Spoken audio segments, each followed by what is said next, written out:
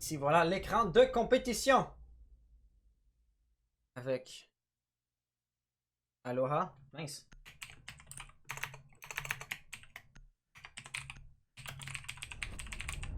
La vaisselle contre G3. Voilà, ça update pas. Ah, voilà, ok, super. Ça, comme ça, update. Et Canaris, bonjour à toi, comment vas-tu? Et nous avons les drapeaux des pays. Super! Donc, les bans vont arriver très rapidement. La G3 a ban montagne. Montagne, encore une fois, c'est quelque chose qui me surprend un peu, mais ils avaient fait le même ban précédemment. Donc, il faut croire qu'ils sont absolument déterminés de ban de montagne et puis que c'est un opérateur qui est capable de parfaitement bien bloquer le style de jeu qu'ils aiment bien jouer. Puck va être le deuxième ban. Comment vas-tu, Yagoneris, ce matin? Cédric, tout à l'heure, quand j'avais demandé comment il allait, il a dit oui et oui. Donc, toi, ça va super bien. Super, super, super. C'est toujours beau à voir.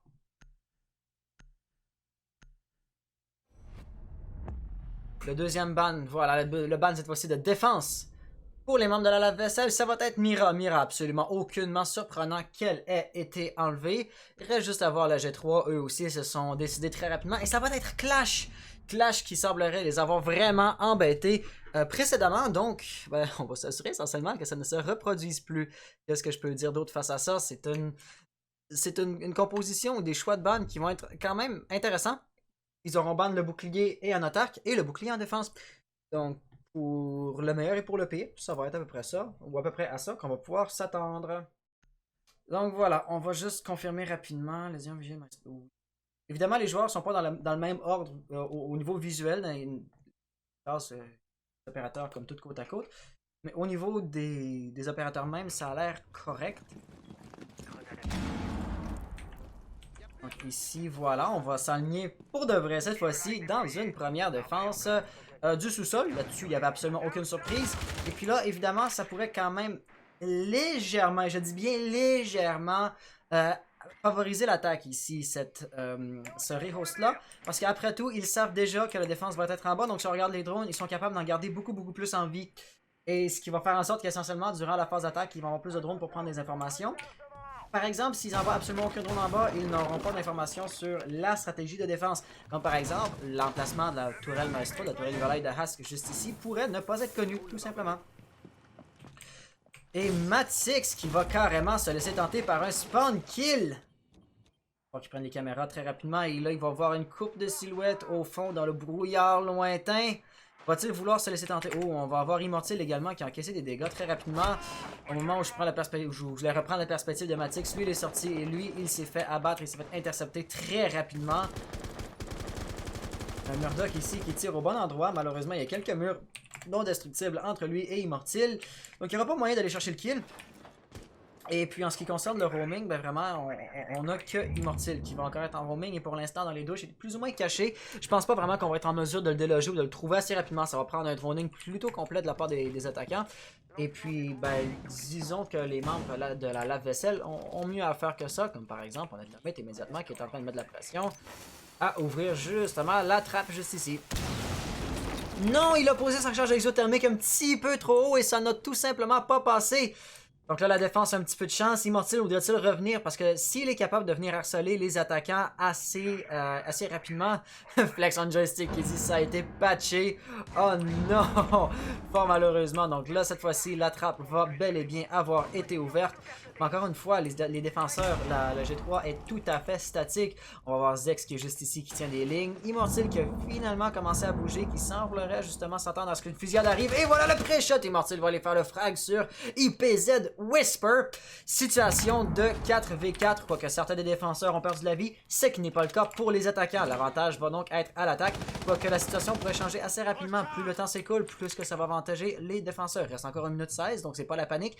Mais si la situation devait ne pas évoluer, ne pas progresser dans les prochaines secondes, ça pourrait commencer à devenir le cas.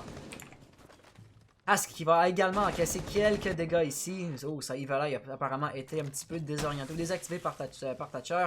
Twitch qui va saboter la deuxième Evileye. Twitch d'ailleurs qui a eu un petit buff récemment, justement. Maintenant, elle peut saboter l'Evileye, ce qui est une bonne nouvelle parce que définitivement Maestro, des fois, était assez difficile à contrer Pour l'instant, par exemple, voilà, les défenseurs tiennent pour la plupart des lignes et les attaquants ne semblent pas particulièrement pressés justement à venir contester ça.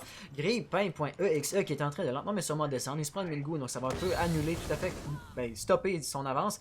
Il va venir la ligne, est-ce que les défenseurs vont vouloir faire la rotation? J'ai l'impression que non. Murdoch va toujours, encore et toujours mettre de la pression par la trappe. Quoi qu'on a ici, Immortile qui s'est relocalisé, qui a réussi à faire un kill. Grippin également va en faire un. Là, avec 27 secondes, il va falloir descendre relativement rapidement. Immortile ici commence à tirer, mais il tire pas plus que nécessaire pour pas faire... Il va tirer l'attention, mais il veut pas comme risquer sa vie plus que nécessaire. Finalement, tout ça ne mènera à rien. Grippin va l'intercepter. Il reste 16 secondes pour prendre la possession de l'objectif. Les défenseurs, par exemple, sont encore bel et bien en place. On va lancer ici une Mingu, mais ça ne fera rien. Très rapidement, Grippin va pouvoir monter ici sur la sécheuse. Et par exemple, voilà, là, Ivalai de Maestro va s'avérer être un réel problème.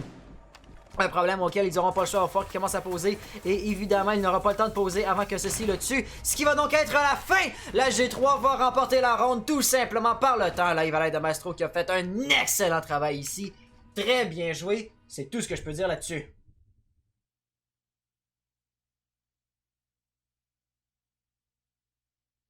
Pour les replays, nous allons en avoir que 3. Oh, malheureusement. Et voilà le replay.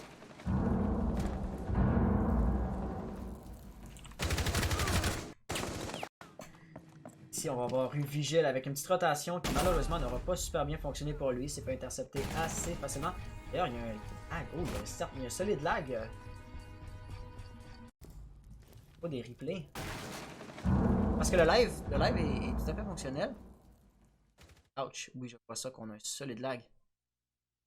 Ok. Option, on va l'activer la V5. Ça devrait aider. Yes, good. Ok. Oui. Hop. Demandais aussi quel était le pseudo de l'autre streamer, de l'autre caster. Voilà, avec ça, tu devrais tout avoir. Je vais d'ailleurs le remettre dans le chat, les deux lives. Pour ceux que ça pourrait bien intéresser. Donc, la première manche va avoir été gagnée par les membres de la G3. Mais c'était, je vais pas dire particulièrement serré, ça a été quand même assez bien joué de la part des deux équipes. L'attaque aura été de la vaisselle un petit peu trop, je dirais, lente et tardive. Ils ont été vraiment prudents. Ils ont vraiment prêté attention à ce qu'ils faisaient. Mais ultimement, ça ne va mener à rien parce que si tu es juste trop prudent, ben, tu ne veux pas risquer ta vie, puis tu n'avances pas, puis tu fais rien. Surtout en attaquant, ben, le temps s'écoule, tout simplement. Donc pour la deuxième défense, la première au sous-sol ayant réussi, on va retourner cette fois-ci dans les dortoirs. Ici, la stratégie de défense va être relativement intéressante. Les castles dans les fenêtres, c'est quelque chose qu'on voit pas particulièrement fréquemment, mais quand on le voit, c'est un bien pour un mal, parce que je veux dire, dans la composition, Zofia et Sledge vont pouvoir assez facilement saboter les barricades Castle, puis après ça, ben, Castle va avoir utilisé des gadgets pour essentiellement rien. Le but de la barricade, c'est de ralentir une attaque, mais si les attaquants ont le gadget que ça prend pour détruire instantanément la barricade, ben, l'attaque n'aura servi, ou de ralentir l'attaque, va avoir été un gaspillage de gadgets dans la mesure où l'objectif n'aura tout simplement pas été atteint. C'est bien pour un mal et on peut voir l'importante destructibilité qui a eu lieu dans cette salle-ci. On ne veut surtout pas que les attaquants soient capables de poser dans le dortoir des enfants. Matix ici va être sur les caméras, il est en train de droner juste là, donc on le voit, et puis il veut surtout s'assurer que personne ne monte les escaliers juste à côté de lui sans qu'il ne s'en rende compte. Et la défense de la part de la G3 qui est très statique, notez essentiellement aucun roamer ici. Castle est en train de droner à partir d'ici. Doc n'est pas dans les caméras. Et Lésion ici sur l'armurerie reçoit lentement mais sûrement de la pression. La grenade ici pourrait s'avérer fatale. Et voilà, parfaitement bien timé et parfaitement bien lancé de la part de Murdoch. Donc là, les attaquants d'après moi vont commencer à rentrer ici. Voilà. Et ils vont vouloir mettre de la pression sur le dortoir des enfants. Il va falloir voir lequel des défenseurs va se relocaliser pour faire face à ça. Je pense que ça va être Doc et ou Castle. Par exemple ici, voilà, il monte le fin de cale devant la fenêtre. C'est un peu dangereux. Maintenant qu'il a réussi à se relocaliser, il faut qu'il fasse attention à son dos parce que quand même, le mur derrière lui a été ouvert. Très rapidement, Zofia va se pointer et voilà, Immortile va être capable d'intercepter ça. De leur côté, voilà, on va avoir des défenseurs qui vont vouloir faire du roaming arriver dans leur dos. Les attaquants vont devoir faire un petit peu attention à ça. Là, Ivalai de Maestro a donc été saboté. Très bien joué. Ici, Grippin s'attend encore à ce que quelqu'un arrive derrière lui. Ce quelqu'un-là, c'est Matix. Matix qui a des bonnes rotations, qui a des beaux mouvements, qui est vraiment capable de créer du doute chez les attaquants, mais ultimement, il n'est pas capable de les intercepter et de les tuer. Tout ce qu'il peut faire, c'est un peu jouer le temps. C'est un bien pour un mal. La caméra ici qui est en train de prendre les informations, mais qui ne voit sûrement pas grand-chose. Le désamorceur est déjà en train de commencer à se faire poser. Matix a-t-il entendu? J'ai l'impression que non. On a Murdoch ici qui pourrait tenter des travers, ultimement, s'il fait bien ça. Et ici, le kill pourrait arriver. Oui, voilà! Matix, finalement, va tomber. Il a été un petit peu trop agressif pour son propre bien. Il a fait la même décale plus d'une fois. Immortil va aller faire le frag sur UU PTM. Donc ça va tomber très rapidement. Ici, on va avoir Grippin qui va faire un frag sur Immortil. Il va donc avoir vengé son allié. Le désamorceur a maintenant été posé et la pression du temps va se faire inverser. Parce qu'ici, s'il a une petite ligne sur le désamorceur, jamais qu'il va être capable de le désamorcer dans les situations, dans la condition actuelle. Il y a trop de défenseurs qui tiennent la ligne. Parce qu'ici, il semblait s'attendre à ce que quelqu'un arrive dans son dos à partir de la grande fenêtre, mais ce ne sera pas le cas. On va avoir d'ailleurs la décale ici. A vu, voilà le pré-shot qui va parfaitement bien passer. Le deuxième pré-shot va-t-il fonctionner?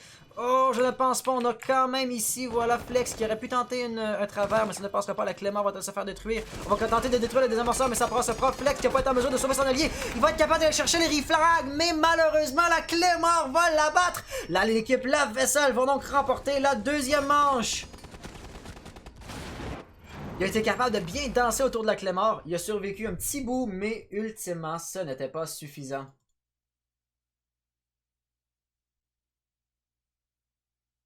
Pas donc pour le replay. Voilà, je suis relativement content. On a revu une bonne quantité de kills ici. Et puis, c'est toujours intéressant quand on a des équipes qui s'entretuent, Et puis, c'est pas vraiment à 100% juste d'un seul côté que les kills se ramassent. Puis, Touch My Face qui me demande, ça va? Oh oui, bonjour à toi, bonjour à Clobus. Comment allez-vous tous? Bienvenue sur le live, bienvenue à la compétition. On va la voir ici. Siège, pardon, je connais parfaitement bien la ligne. Après tout, quand les défenseurs font la même rotation plus d'une fois, ça devient assez prévisible. Les amorceurs, voilà, qui a tendance à se faire poser. Doc tombe malheureusement au même moment. Et là, Maestro n'a pas d'autre choix que de tenter de venir contester ça. Un beau pré-shot qui a passé, je devrais dire qu'il a incroyablement bien passé ça. C'était du solide. Mais voilà, finalement, la Nitro, ou la Clémence, je devrais dire, qui va s'avérer être tout simplement fatale. Vous remarquerez ici, essentiellement, la défense ayant échoué, ben, les membres de la G3 vont retourner au même endroit et tenter cette fois-ci de faire fonctionner la défense. La composition va être légèrement différente, donc pas de Castle, pas de Maestro non plus. Valkyrie va être l'opérateur, donc qui va prendre les informations, qui va avoir le gadget de prise d'information. La Black Eye, à voir comment on est en train de massacrer l'armoire ici, j'ai l'impression qu'il va se faire lancer dessus. Dedans, salut. Dessus plus. Oh bonjour, quelqu'un vient me trouver sur Discord, oui. Ah, t'es pas dans un channel. Non, non, en effet, je suis en train de casser des compétitions. D'ailleurs, t'es pas dans la... Ok, non, je me demandais peut-être que t'étais dans une équipe, dans l'équipe de pick-up qu'on avait. Non, après je remplace Matix après. Ah, ok, ok. Donc, ben écoute, si ça te dérange pas, je vais me déconnecter parce qu'il faudrait pas que j'aie une influence sur la partie, tu vois. Et donc, ben, bonne chance pour ta prochaine partie. Et là, je me mets. Voilà, est-ce que c'est la première game? Non, c'est la deuxième. En fait, ceci est c'est la grande finale. Matix, très rapidement, qui a réussi à faire un kill que j'aurais fort malheureusement raté. C'est très dommage là-dessus. Mais, ultimement, voilà, il a fait un kill. Et puis là, l'information va être prise sur sa présence. Donc, il va falloir qu'il fasse très attention. Puis c'est vraiment juste une question de temps. Voilà, les grenades, cette partie va se faire ouvrir. Il va tenter, par exemple, la sortie. Donc, la grenade, au mauvais moment, pourrait être dangereuse. Et voilà, une très très belle sortie de la part de Matix, par exemple. Voilà, il va être absolument mort ici. UU PMT, pardon, qui avait un kill tout simplement donné ici. C'était sorti comme il était, tagué comme il était. C'était mort d'avance, c'était mort dans l'œuf, si on peut voir ça comme ça. Nous avions quelqu'un au rez-de-chaussée, ça va être Frost, je pensais que c'était la silhouette de Lésion, mais apparemment je me suis trompé. Et finalement, UU PTM a réussi à faire une petite double ici, très bien joué. Deuxième kill, ça va nous redescendre en situation de 3v3. Immortil, voilà, en roaming, a réussi à faire son kill, par exemple. Faut pas oublier qu'on va tout de même avoir Zex qui était juste là. La Nitro va se faire lancer et va se faire détruire par épisode Shox très rapidement. Shox qui voulait, j'ai l'impression, faire le rush, en profiter. Et là, il va continuer de tenter, Mais il va falloir voir comment ça va donner ici. Plus qu'il reste, plus qu'il fait du bruit, plus que ça va donner un préavis essentiellement. Il recharge et est-ce qu'il va se sentir brave? sortir ses drones à cette distance-là, Zex devrait l'avoir entendu, puis ça lui donne justement l'opportunité de se relocaliser. Ça fait un bout, par exemple, qu'on n'a pas remarqué PMT, ce qu'il faisait pour l'instant, était en train de droner, n'était pas en train de tenter de flanquer, de rentrer de l'autre côté. Définitivement, ici, Zex va savoir qu'il y a quelqu'un juste là. Après tout, le dispositif Jaeger a fait assez de bruit. Et nous avons quelqu'un à la fenêtre. Est-ce que ça se pourrait? Non, c'était une fausse alerte. IPZ Shox qui est encore et toujours en train de tenir une ligne ici et de tenter. Mais de tenter de manière relativement statique. Oh, Lésion s'est pointé. On a peut-être vu tout juste le bout de son bouclier. De son casque, pardon, par exemple, immortile comme ça, derrière le bureau. Le bureau, ça va être un kill relativement facile. Yeyu PMT, situation maintenant de 1v3. 40 secondes restantes au chrono. Ça va être difficile pour lui de le faire, mais pas impossible. Il sait qu'il y a quelqu'un juste là. Il va perdre un bouclier, il va continuer de tenter. Il va faire un premier kill. 30 secondes, il va mettre son deuxième bouclier. Ce mur-ci n'a pas été détruit. Il n'aura pas d'autre choix que de se présenter face à la porte. Et bien évidemment, ça va rendre ses déplacements tout à fait prévisibles. On peut voir que nous avons, je pense, Lésion ici qui a repris la même ligne que son allié tombé. Donc là, ça va donner un petit aspect prévisible. Yuyu ne va pas tirer dans le bureau, donc il ne semble pas avoir réalisé justement d'où ça venait. 13 secondes, il n'a plus vraiment le choix. Il va falloir qu'il rentre, il va falloir qu'il pousse. Directement sur sa gauche, il y a quelqu'un, les Mingu, qui vont définitivement ralentir un peu son attaque. Donc là, avec 6 secondes restantes, il n'a pas le choix. Il va falloir qu'il tente un rush très agressif. Il y a un piège pas sur sa gauche, je pense pas qu'il l'a réalisé qu'il était là. Et voilà, finalement, ça va être Hask qui avait un petit tir croisé. Les deux défenseurs restants avaient des bonnes lignes. Et finalement, c'est Hask qui va aller chercher le kill final.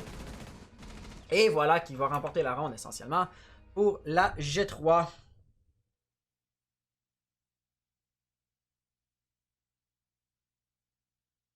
Pour le replay, contrairement à la précédente ronde, ici j'en ai quand même 5. Des replays, voilà. Lasmo, bonjour à toi, comment vas-tu? La grenade ici qui avait été bien tentée, malheureusement, on avait Jaeger qui est tout simplement sorti. Ça lui aura permis d'aller chercher un double kill, mais évidemment, tag comme il était, c'était tout simplement trop prévisible. À la limite, il aurait presque même mieux fait de carrément tenter de rentrer à partir de bleu. Et puis de rentrer à partir du sous-sol. Au moins, il n'y aurait eu aucun attaquant qui l'attendait quand il allait vouloir rentrer. Ça aurait pu être une bonne nouvelle pour lui. LagBRDC qui est capable de chercher le premier kill, mais la -2 n'aura tout simplement pas passé. Et là, c'est parti de la part de Lésion. Pour la quatrième manche, on va retourner au sous-sol, donc on va retourner à la buanderie. Et puis dans la composition, notez maintenant la présence de Fuse. Fuse qui va définitivement être une nouveauté. Et puis il reste à voir comment ils vont vouloir jouer Fuse. Parce que définitivement, les plafonds ne sont pas tout à fait destructibles pour ces sites-là. Donc c'est vraiment quelque chose d'unique de voir un Fuse utilisé ici. Ask qui va poser, je pense, replay.exe qui demande en bas. dans le chat public d'ailleurs. Donc là, les membres de la G3 vont avoir vu ça également. Texte qui fait yep, vous avez déjà win en bas. Ils ont win.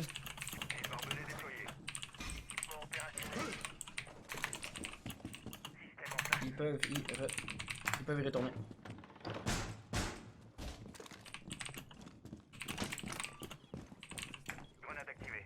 C'est pas encore en prolonge. C'est pas encore en tasse commentaire, non.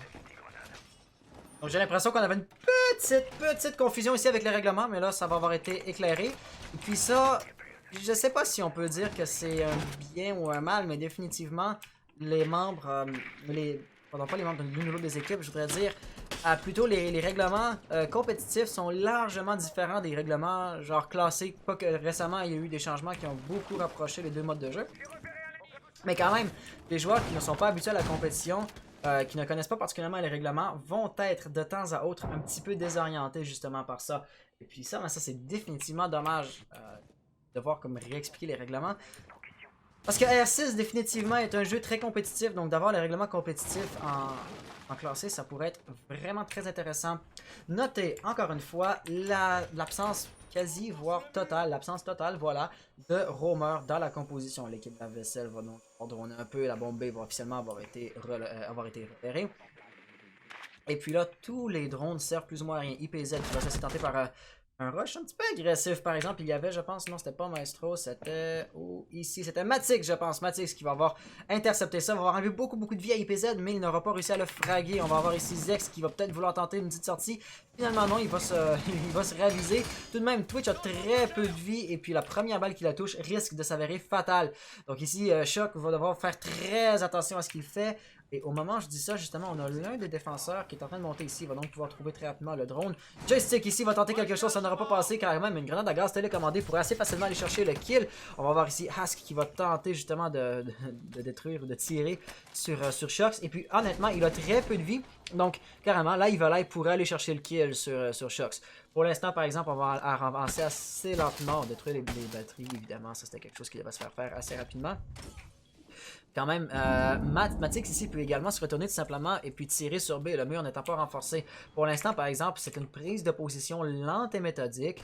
On voit tout juste pas le bout de la tête ici du joueur. Oh non, c'était d'ailleurs un mur renforcé. Nous, on voit les silhouettes, mais eux ne se voient malheureusement pas. Et puis ici, donc l'attaque va très clairement arriver depuis le local électrique et on va très clairement attaquer B. Cependant, comment ça va arriver, c'est loin d'être donné parce que pour l'instant, la situation est tout à fait statique. Blackbeard qui va faire la -2, voilà un beau double kill. Matix va donc avoir été fragué et puis ça va ouvrir la possibilité de rentrer par le corridor. Il y a quand même Lésion qui est juste ici, donc Lésion peut bien retenir ça. Par exemple, si ça lance une bingo, mauvais moment, ça peut pas passer. Voilà, Twitch va se faire abattre, ils ont perdu le désamorceur, le refrag de Youyou. Youyou maintenant avec la triple, il va se faire intercepter par Immortil. IPZ va aller faire un kill de son côté, Immortil va donc être Immortil va en situation de 1v... De 1v3, mais finalement c'est le temps qui va s'être écoulé. Et donc c'est ainsi que la défense va remporter sa manche. C'est une manche vraiment très atypique, une manche qu'on aura vu, une manche d'un style qu'on aura vraiment pas vu fréquemment. Et puis ben, ça donne ce que ça donne, hein. Peu de kills ont eu lieu. Et puis quand finalement le push commence à arriver, ben il se passe tout simplement pas grand chose à l'inflation. Après tout, l'attaque était rendue à avoir le contrôle de l'objectif, mais ultimement, ils n'ont pas été capables de récupérer des amorceurs que Twitch avait perdu pour tenter de l'opposer. Quand ils ont rentré dans l'objectif, quand ils ont fait leur push final par exemple, le push a bien passé. Et on pouvait voir justement ici que Immortil voulait rester en vie. Lazmo qui fait « Allez la G3, car il y a Quatero !» Donc nous avons des partisans ici de Quatero. Et puis manche 5. Donc on va s'aligner vers une défense cette fois-ci du rez-de-chaussée. Donc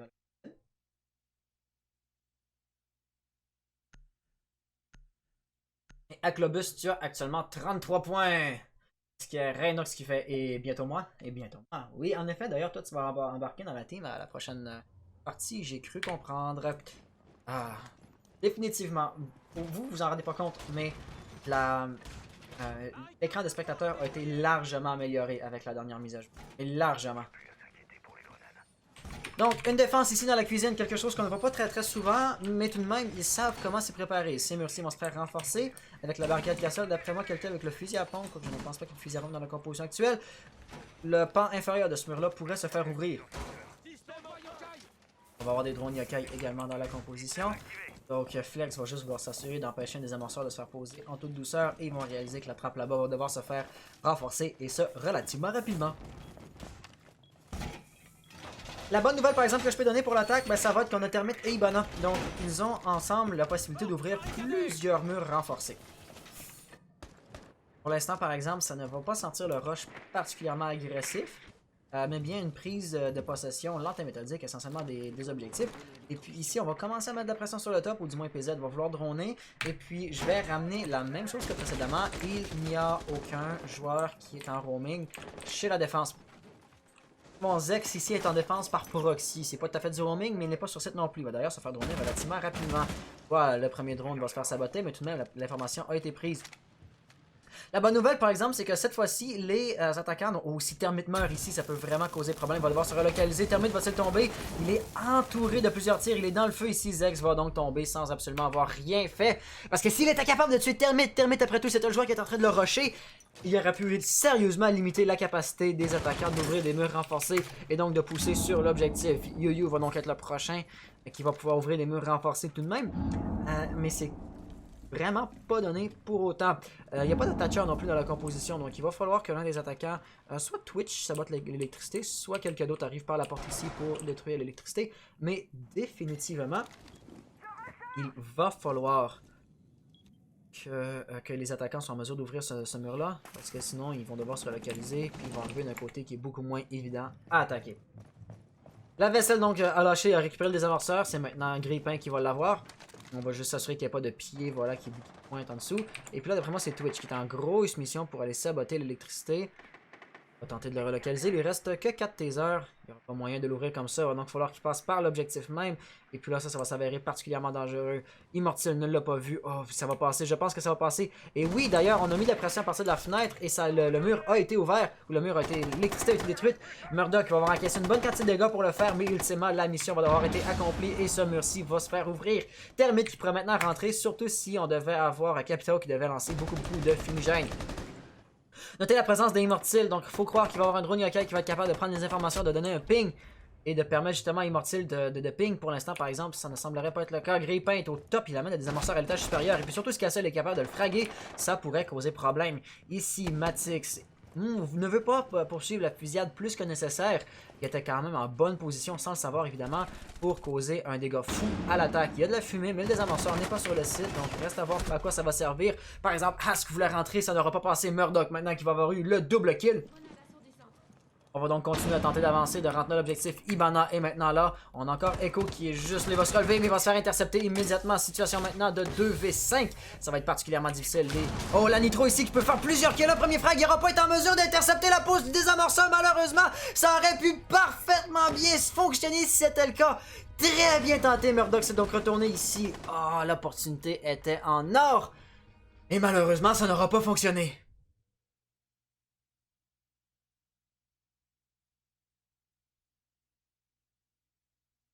Pour les replays, nous en avons 4 cette fois. Voilà. Toxic, bonjour à toi. Capitao qui a gaspillé ses 2 flèches de feu. Il a quand même été en mesure, voilà, on peut le voir dans le replay actuellement, il était en mesure d'aller chercher le premier kill sur un roamer. Et ce roamer-là, s'il était en mesure de tuer Termite dès le début, ça aurait pu causer problème. Donc je peux pas vraiment critiquer Capitao là-dessus. J'ai utilisé ses flèches de fumigène par exemple, très rapidement, quand il n'y avait pas de... Quand il n'y avait personne qui était en train de... qui était prêt à poser sur l'objectif. Donc ça, c'est un problème. Et finalement, la Nitro qui aurait pu être de toute beauté, il a réussi à faire un kill, mais vraiment le kill qu'il aurait dû aller chercher, c'était sur la pose du désamorceur. Je pense que c'était Hibana qui était en train de poser, donc ça n'est pas passé, c'était tout à fait dommage. Donc, somme toute, une belle attaque qui passe. 6e manche, dernière manche avant le changement de rôle qui va aller se jouer au dortoir. Donc, Toxic, bonjour à toi. Insignifiant, d'ailleurs, bonjour à toi. C'est la première fois que je vois ton pseudo dans le chat, donc bienvenue sur le live.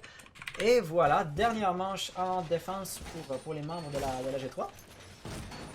Dernière manche en attaque pour la lave-vaisselle, avec une stratégie qui va être à peu près semblable à ce qu'on avait précédemment. Noté la présence de 2 opérateurs qui sont capables de bien bloquer, de bien interdire la pose du désamorceur. Hask avec ses Evilite et Zex avec ses drones yokai. Donc, il faudrait croire qu'on va avoir une bonne emphase, justement. C'est nouveau le texte double élimination. Oui, oui, oui. Avec la nouvelle mise à jour, la perspective des spectateurs est vraiment beaucoup plus intéressante. Et puis, si je puis me permettre, je vais être un petit peu grognon ici. Oh, ça c'est un peu dangereux comme ils ont posé leur gadget parce qu'une grenade IEM, hypothétiquement, il n'y a pas de toucher dans la composition, mais quand même, une seule grenade IEM pourrait désactiver et l'Iveleye et le Echo. Donc, il faudrait peut-être, pour le bien des défenseurs, qu'ils les séparent un petit peu plus. Pour l'instant, c'est tout hypothétique, parce qu'encore une fois, il n'y a pas de toucher dans la composition, mais tout de même, on a eu une tentative de spawn kill ici de la part de Matix ou... Ah, Immortil. Immortil a été très agressif et s'il fait pas attention, oh, Shock aurait pu vouloir rentrer derrière lui, mais non, finalement, ça va être Matix. Matix qui va être capable d'aller chercher un beau kill. Ils sont très agressifs. Et puis c'est ça, Toxic. Je reviens un petit peu à ce que je disais tout à l'heure. Ubisoft, voilà, je vais trouver le nom du développeur, le nom du studio. Ubisoft, ils vont faire la finale de la Pro League avec la nouvelle mise à jour avant de la publier. Donc, comme par exemple, on avait des nouveautés pour le Six Invitational qui n'était pas disponible au grand public au niveau de la caméra spectateur. Au niveau de la finale Pro League, on avait des nouveautés sur la caméra spectateur que je n'aurais eu que, essentiellement aujourd'hui, c'est la première fois que je casse depuis la mise à jour. Donc je suis un peu triste de devoir toujours attendre qu'Ubisoft nous montre c'est quoi de nouveau avant de pouvoir l'utiliser, et non pas de l'avoir au moment où c'est prêt essentiellement, tu vois. Et puis ici, encore une fois, on va avoir une défense assez statique. Tout de même, on peut voir que les défenseurs, ils vont tenter des spawn kills assez rapidement. Matix et Lasmo et Immortil, pardon, vont avoir fait des spawn kills. Celui de Matix aura fonctionné, celui de Immortil malheureusement pas. Mais après ça, ils reviennent sur site. Pas de roamer chez la défense. Et ça, encore une fois, c'est très intéressant. Zex semble vouloir s'ouvrir une ouverture dans le mur juste à droite. Et le drone ici, la caméra, pardon, va prendre l'information sur la présence de IQ. Donc Grippin ne pourra pas juste... Oh, quelqu'un... Oh, Echo qui est dans ses drones. Echo qui est dans ses drones. Est-ce qu'on va aller avoir le kill? Continue à tirer. Oui, il va aller chercher le kill comme ça. Zex qui s'est fait punir. Par exemple, ici, ça ne sera pas un deuxième kill qui va être possible. Très bien joué. On enregistre ça. Ça va dans un best-of des compétitions. Matix était capable de son côté d'aller chercher un autre frag. Donc définitivement... il est en bonne posture pour empêcher les attaquants de rentrer par la fenêtre de A. Et c'est pourquoi mettre de la pression par le back va être d'autant plus important. Quelque chose que Murdoch est en train de travailler à faire. Skurt, allô, ça va? Aklo, ça va? Skurt, il demande à Aklo. Donc Aklo, ça va être à toi de répondre. Hask qui est capable de faire un autre kill. Grippin qui était, je pense, à la fenêtre principale. Ça va laisser avec deux défenseurs. Deux attaquants, pardon. Un qui est encore à la fenêtre principale. Il faut continuer de tenter, mais définitivement, il prend des risques ici. Et puis, Sledge n'a plus de grenade frag. Donc, la présence de Jaeger dans la composition ne viendra pas faire une grosse impact puisque ça va contrer des gadgets qui ont déjà été épuisés, mais quand même, leurs déplacements ici pour les attaquants sont devenus très prévisibles. Les fumigènes vont se faire lancer, mais encore une fois, il y a du Jaeger dans les environs. Et là, ils risquent d'avoir beaucoup de difficultés à rentrer pour poser le désamorceur. Avec 18 secondes, ils n'ont plus réellement le temps de se relocaliser et de tenter de poser le désamorceur. Ici, on va commencer à rentrer. Et voilà, Murdoch va vouloir tenter de poser avec Whisper qui est capable de faire un frag. Par exemple, la Nitro va l'intercepter. Est-ce qu'il va être en mesure de poser? Non! Hask va aller l'intercepter. Un très beau kill de la part de Hask qui va remporter la ronde pour la G3. Tout juste à temps pour le changement de rôle. On va être en situation de 4-2.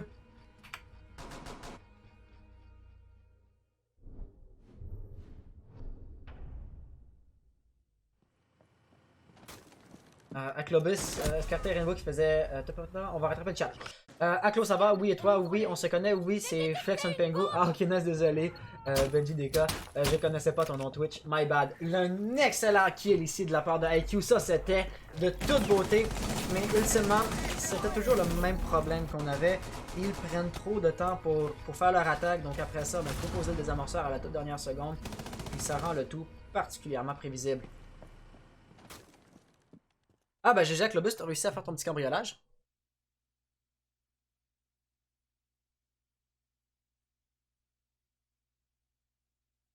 Donc pour la 7e manche, c'est maintenant les lave-vaisselle qui vont commencer en défense.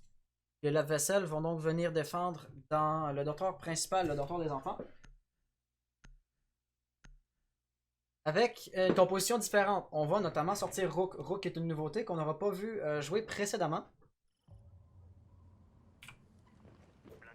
Voilà.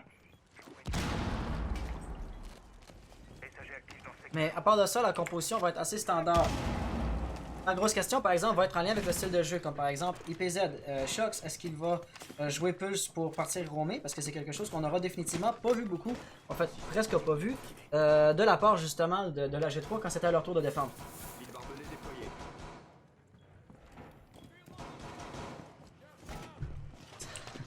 Ok, j'irai faire ça tout à l'heure, pendant la phase de sélection des opérateurs. Et puis à part de ça, Echo va évidemment être un opérateur qui peut bien empêcher la pose du désamorceur. Il faut juste faire attention que lui ne se fasse pas intercepter, comme IQ s'est fait avoir tout à l'heure. Je pense qu'il voulait poser son bouclier de sorte à empêcher les attaquants de rentrer en rappel par la fenêtre. Mais ce petit truc-là ne marche plus depuis un petit bout. Et les attaquants sont déjà en train de commencer à arriver. Zex qui semblait justement prendre des informations avec son écouteur électronique, mais n'aura plus aucun, disons, Pulse en train d'utiliser son gadget dans le garage. Après tout, il est juste ici en train de tirer sur le drone de Matix. Mais définitivement, les attaquants ne sont pas en train de faire un rush très agressif. On va avoir très rapidement, par exemple, les premières informations qui ont été prises par Jackal, par exemple Shox ici, et d'ailleurs un mur renforcé. Ah, mais est-ce qu'il s'est fait tirer? De quel côté est-ce qu'il s'est fait tirer dessus? IQ, elle, était... Ah, ok, on peut voir la ligne qu'il aura pris, ça aura réussi à faire un kill, mais la -2 ne passera pas. Zex va donc tomber très rapidement. Et donc on est maintenant en situation de 4v4, sauf si on est capable de venir réanimer notre allié. Terme est réussi à ouvrir ça, mais aussi, donc la pression va très rapidement arriver sur le dortoir. Mais on a quand même IPZ ici qui est en train de tenir la ligne pour empêcher que quelqu'un rentre en douceur et pose le désamorceur. On a également Yo-Yo qui est juste là, qui a un beau croisé également. Donc là, c'est relativement statique. Je veux dire, les deux équipes semblent savoir de quel côté l'autre va arriver. Donc on sait que les attaquants vont vouloir utiliser l'ouverture faite par Termite. Et puis on sait que les défenseurs vont tenir la ligne de 2 et 3 endroits. Les drones vont prendre des informations comme par exemple sur Lésion juste ici. Mais tout de même, il reste à voir comment ça va jouer. Parce qu'en termes de fusillade, l'une ou l'autre pourrait gagner les kills. Et puis après ça, ça pourra tout changer. Matix qui a encaissé beaucoup de dégâts. On avait après tout Grippin qui était juste ici. Et puis là, il faudrait qu'Attacher ramène le désamorceur sur l'objectif. Rentre en rappel, pas cette fenêtre-ci, il va être tout à fait mortel après tout. On va voir Yu qui est juste ici. Oh non, il n'a pas été en mesure d'aller chercher le frag. Tout de même, on a, je pense que c'est Jackal qui est juste là. L'attaque qui commence à tarder un petit peu. Et puis, ils ont été capables de prendre le premier pied très rapidement. Il y avait quelqu'un juste là. J'ai l'impression qu'ils n'avaient pas l'information sur le drone. Hask va donc tomber. On va avoir quand même Flex on joystick qui va le faire un premier frag. La moyenne ne passera pas. Il va commencer à poser le désamorceur. Il va donc dépendre de comment Immortal peut le couvrir. Immortal va d'ailleurs se replier, ce qui est un choix bien unique à faire. IPZ par exemple. Oh, avec la Mingo dans le pied, ça va être un kill relativement facile. Situation de 2v2. Tant aussi longtemps que Hask ne se fait pas réanimer, ce qui ne sera pas le cas. Voilà, lui va tomber. Flex on joystick, il va le faire un autre kill. Ça va le laisser avec Grippin en situation de 1v2. Encore une fois, il y aurait possibilité de réanimer un allié, de monter en 3v1. Et pour l'instant, il n'a pas vu le canon juste sur sa gauche. S'il fait pas attention, il va se faire avoir. Non, il a réussi à survivre. Il se retourne, mais il ne sera pas en mesure d'aller chercher le kill final. Immortal qui va remporter la ronde pour la G3. Voilà, un très beau kill ici, très bien joué. C'était une attaque, je dirais, qui a pris un petit peu de temps à arriver. Ils ont ouvert le mur très rapidement avec Termite. Mais une fois que le mur était ouvert, ils ont pris un petit peu plus de temps pour justement rentrer dans l'objectif. Quand ça a été fait, par exemple, il y avait Jäger qui était encore inconnu de la part des attaquants, de la part des membres de la lave-vaisselle. G3, pardon. Et puis ça fait en sorte que là, il était capable d'aller faire un frag relativement facile, comme on peut voir juste ici sur Hask. Termite le refrag assez facilement. Et le désamorceur c'est ainsi fait poser. Après ça, c'est en question de tenter la reprise de contrôle de l'objectif, qui n'aura malheureusement pas super bien passé. L'attaque, l'équipe orange, donc va avoir remporté sa manche. On est maintenant en situation de... Est-ce que c'est déjà un 5? C'est un 5 à 2, oui, voilà. Donc quelque chose de quand même un petit peu difficile à remonter. Il commence à avoir un certain retard là.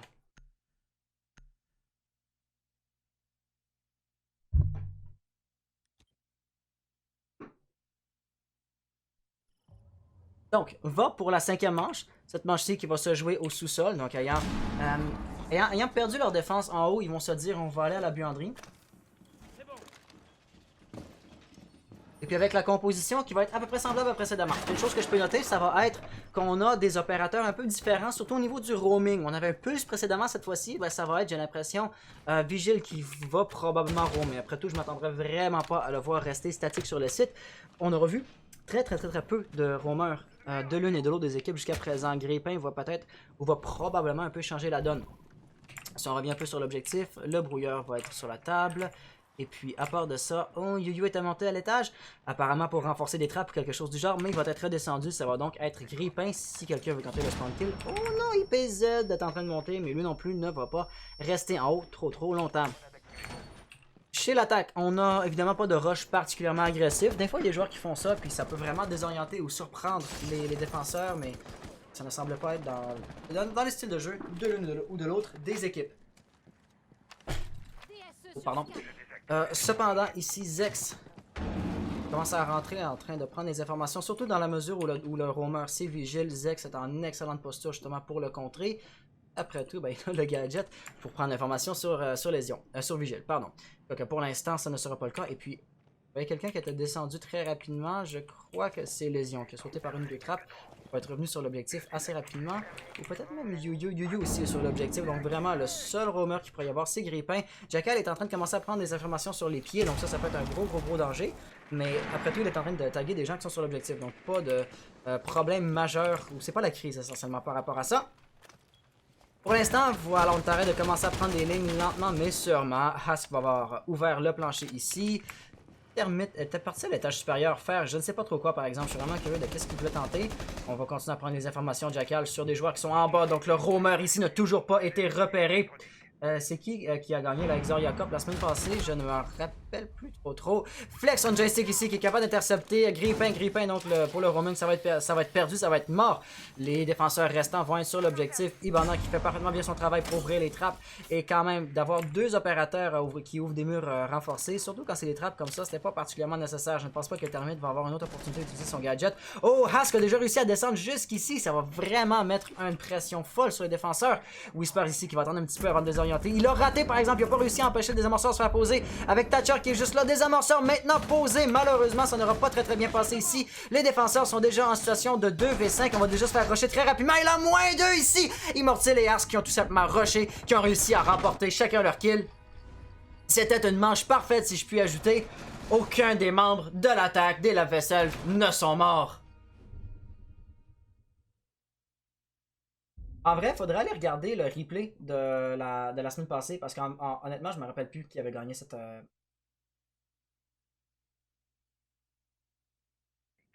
Voilà pour le replay. Malheureusement, encore une fois, j'en ai pas beaucoup. Je trouve la méta assez, je vais pas dire étrange, mais inusitée. Ouais, malheureusement, le Echo ici qui n'aura pas passé les drones yokai qui ont été mal lancés, c'était fort dommage. Les défenses se sont fait saboter très rapidement après. Et finalement, on a le killcam final. C'est ça, ce que je trouve vraiment étrange, c'est qu'il y a presque aucun roamer. Et puis l'attaque, c'est définitivement une méta que je ne vois que très rarement. Ils vont être capables comme de commencer à rentrer, mais c'est une prise de possession de l'objectif qui est vraiment unique. J'arrive pas à mettre le doigt sur vraiment ce qui est étrange. Et comme par exemple, vous pouvez voir, je suis pas capable d'anticiper de quel côté l'action va arriver, puis je rate beaucoup de kills. Les replays, comme par exemple, j'en avais que 3, puis là-dessus, cette ronde-ci, il y avait un yokai qui a tout simplement raté ses tirs.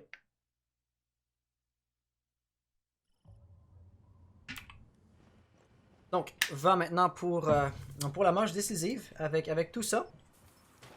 On va avoir maintenant une situation de 2 à 6.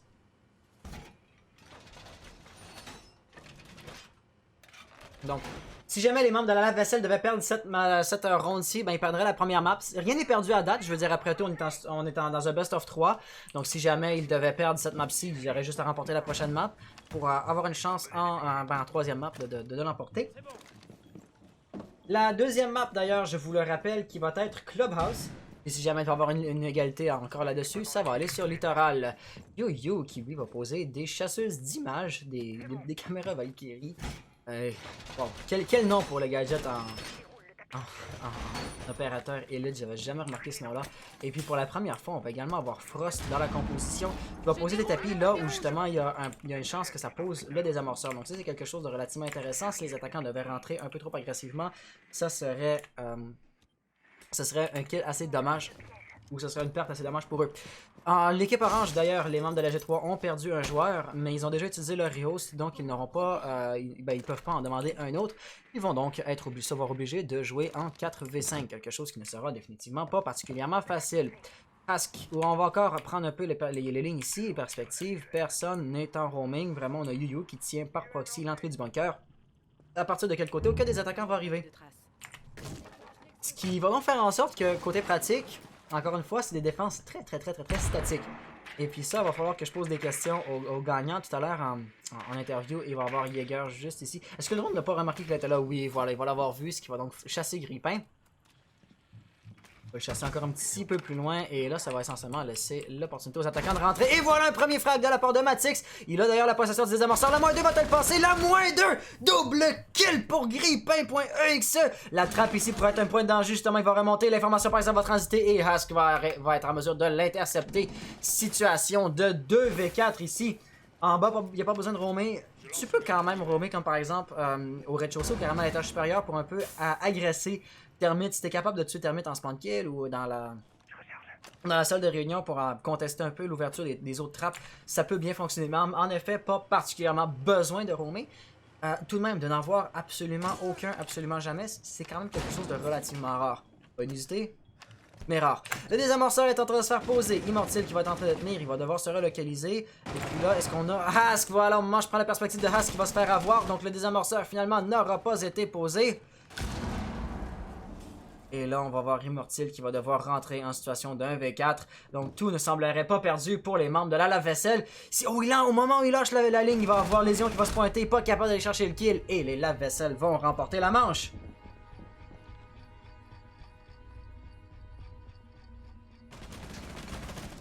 Et donc, voilà, tout n'est pas terminé pour eux. Oh, mince, j'ai raté le replay. Je vais pas enregistrer la killcam finale. Et voilà. Nous allons voir ici, donc Jaeger qui a été très agressif dès le tout début. Il était capable d'aller faire un premier kill et la -2 qui passe immédiatement après un double kill. Par exemple, le refrag est arrivé tellement rapidement, on peut voir les replays se chevauchent les uns les autres. Et la trappe qui laissait préaviser justement sa présence, donc est montée, et puis ça n'aura tout simplement pas fonctionné. Après ça, ben, les attaquants ont juste perdu leur joueur trop rapidement, et c'est ainsi que les Ions étaient en mesure d'aller chercher le kill final.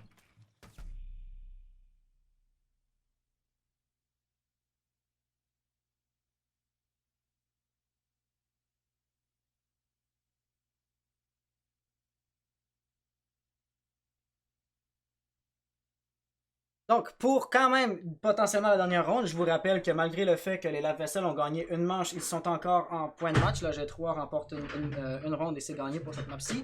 Et bien alors, on va aller au dortoir.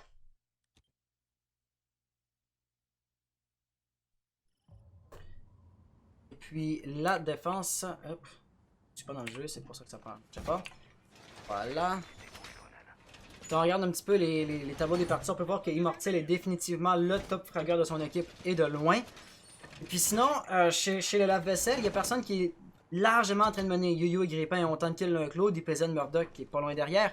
Et puis après ça, avec 4 kills, Shock et Whisper ont des ratios négatifs, certes. En fait, la seule personne qui a un ratio positif chez les Lave-Vaisselle, ça va être Murdoch.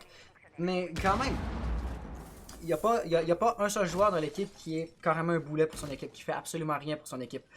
Alors que, mais encore une fois, chez les G3, l'écart est beaucoup plus grand. 13 kills, 7, 5, 3, ça descend très rapidement, plus qu'on descend dans le tableau des scores.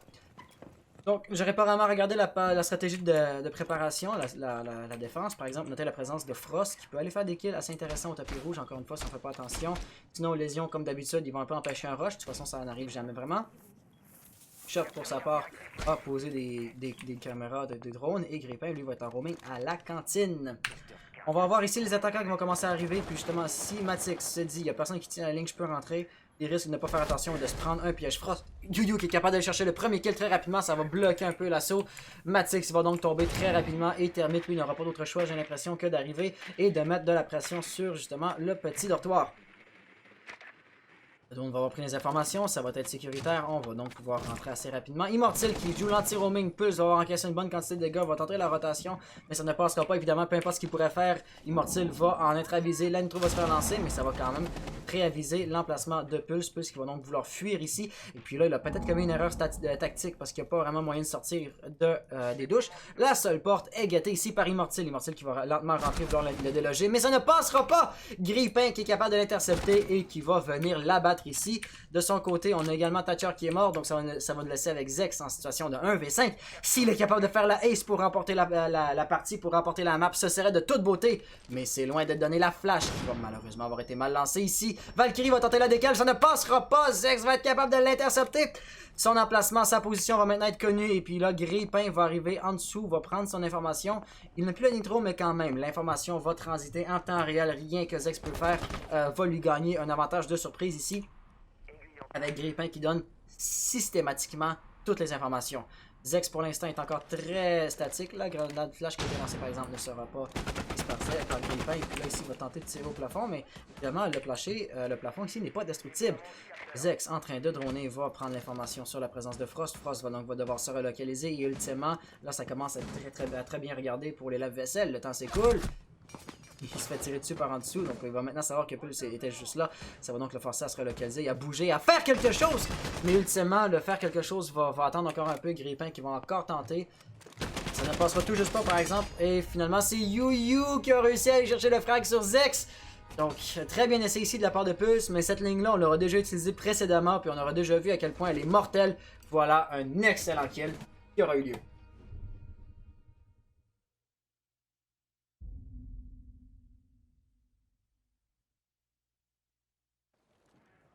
Et voilà pour le replay. Sérieusement, Blackbeard était beaucoup trop agressif dès le début de la ronde. Ça a remis lui et son équipe en situation tout simplement de 1, pas de 1v4, pardon, de 2, de 3v5 dès le début. L'anti-roaming de Jackal, malheureusement, qui n'aura pas passé. Et puis ben, après ça, ça laissait l'attaque sur l'objectif tout à fait Ils avaient plus aucun support, ils avaient plus personne pour attaquer l'objectif. Thermite s'est retrouvé en situation de 1v5, ce qui était vraiment suboptimal. définitivement n'aura pas pu très bien fonctionner. Manche décisive, donc 4 à 6. On s'enligne pour la 11e manche. La 11e manche va se jouer dans la tour. Cette fois-ci, la défense qui a gagné quelques rondes vont aller à un emplacement qui risque quand même de surprendre un peu la G3.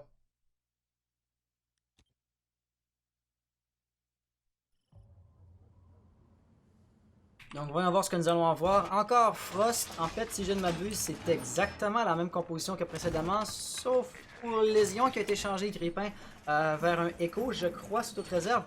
Mais quand même, ici, il va y avoir une défense assez typique, ou typique considérant ces équipes-là, la composition de défense qui est presque pareille. Faut quand même pas oublier qu'on change d'objectif. Donc, l'objectif, on peut quand même un peu adapter la composition en conséquence. Le piège frost ici va se faire poser tout juste dans l'encadrement de la porte. Voilà. Un deuxième piège frost ici, ça va être très facile à repérer. Par contre, je ne m'attendrai vraiment pas à ce que celui-ci arrive à faire des kills. Mais tout de même, surprenez-moi si vous en êtes capable. Phase d'action, les attaquants vont commencer à arriver. Les 4 sont spawn du même côté. Notez la présence de glace, la présence de capitaux, donc beaucoup de fumigène et puis glace qui peut évidemment tenir la ligne au travers de la fumée. Ce qui va faire en sorte que côté pratique, si les attaquants veulent poser le désamorceur à la fumée, il y a une bonne possibilité que ça arrive. Valkyrie, je crois, vient de lancer une caméra extérieure, donc on va pouvoir très bien savoir de quel côté les attaquants vont arriver. Pour l'instant, par exemple, encore rien n'est joué. On va avoir Zex. Je pensais qu'il est en train de flanquer, mais apparemment il est en train de revenir vers la porte principale. Porte principale vers laquelle on peut voir il y a un bouclier déployable juste ici qui va vraiment limiter les lignes que les attaquants vont pouvoir prendre. Capitaine semble vouloir commencer à rentrer. Zex va encaisser des dégâts. Par exemple, c'était une sortie, je pense, de la part de Yu-Yu, est-ce qu'il a fait la sortie? Non, c'était pas Yu-Yu, ça devait être Lésion. Dans un cas comme dans un autre, au travers de la fusillade, des attaquants ont perdu de la vie, les défenseurs ont encore 100% de leur vie. Ce qui va faire en sorte que côté pratique, les membres de la G3 sont les perdants nets de cet échange-là, essentiellement. Voilà, avec les... le drone Yokai va se faire saboter assez facilement. Encore surprenant qu'il ne s'est pas pris les pièges Frost, c'est une bonne nouvelle tout de même. Frost, ça peut-être en bonne mesure d'empêcher ça. Le drone Yokai a empêché la pose du désamorceur. Mais là, par exemple, le désamorceur va se poser assez rapidement et il va falloir que les défenseurs fassent quelque chose pour intercepter ça. Matix qui est capable de chercher un kill. Voilà, les attaquants sont capables d'encercler. C'était bien joué. Et là, ici, situation de 3v3. Je dirais que les chances sont à 50-50. Echo qui veut sortir, Grippin malheureusement ne peut pas être en mesure d'aller chercher des kills comme ça. Le Canaris se tue à 65 points. Et ici, Murdoch va devoir tenter la sortie, mais ça ne passera pas. Matix et Haas vont faire un kill très rapidement. L'un et l'autre, ça va laisser avec Grippin en situation de 1v3, peut tenter une sortie, mais il va être ping. Évidemment, s'il fait ça, on va avoir Termite qui va l'attendre de l'autre côté. Le temps va commencer à s'écouler, ça va être très difficile. Et voilà, ici, on va voir Matix qui va faire la décale, ni plus ni moins qu'avec le pistolet. Et c'est ainsi que la G3 va remporter sa première map. Très bien joué ici. Très bien joué. La G3 qui va donc l'emporter en situation de 4.